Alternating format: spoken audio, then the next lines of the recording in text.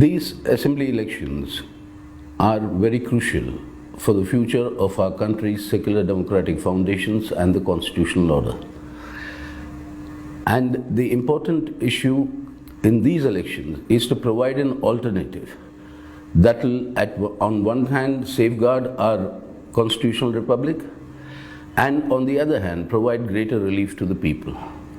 This requires alternate policies, and it is the left that has these alternate policies which it is implementing in states where it runs the governments, like in Kerala, which is in stark contrast to what the current central government and the BJP governments are doing all across the country.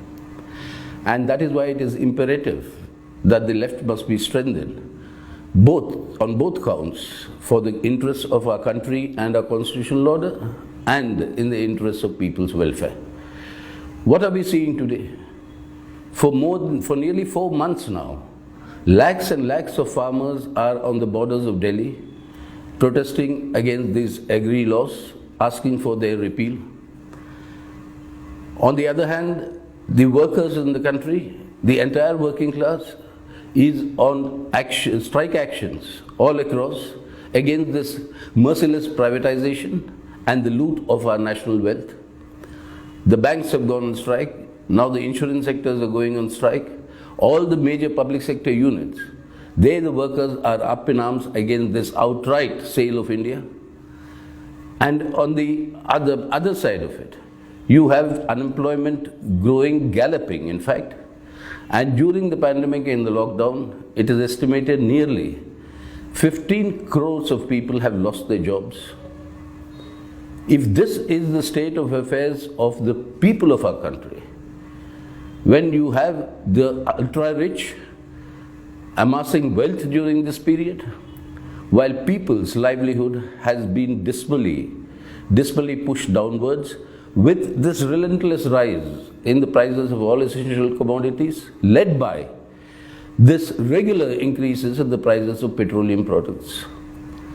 Cooking gas, for instance, the great advertised program of this central government.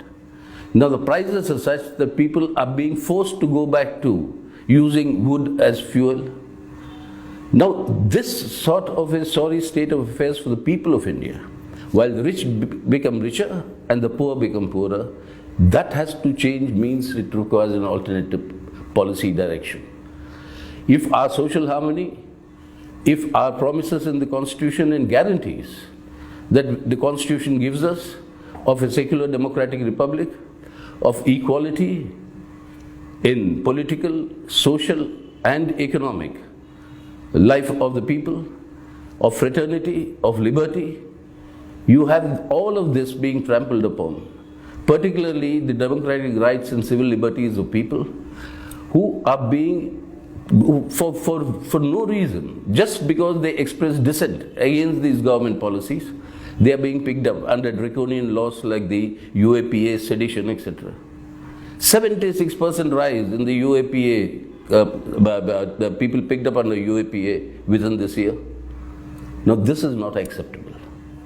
Therefore, defeating the BJP, ensuring an alternative policy direction, that is what is of absolute essential requirement in today's conditions.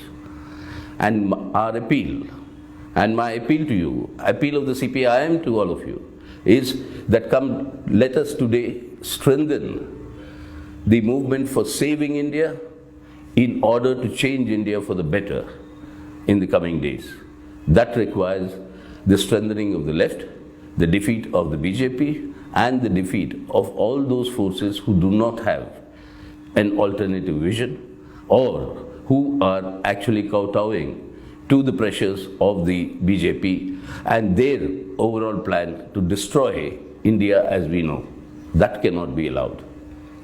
We have to stop that. Therefore, please come out and vote for the left candidates where they are, and in other parts, vote for the allies of the left who will stand firmly for the twin objective of safeguarding our secular democratic constitutional republic and improving people's welfare and protecting the wealth of our country.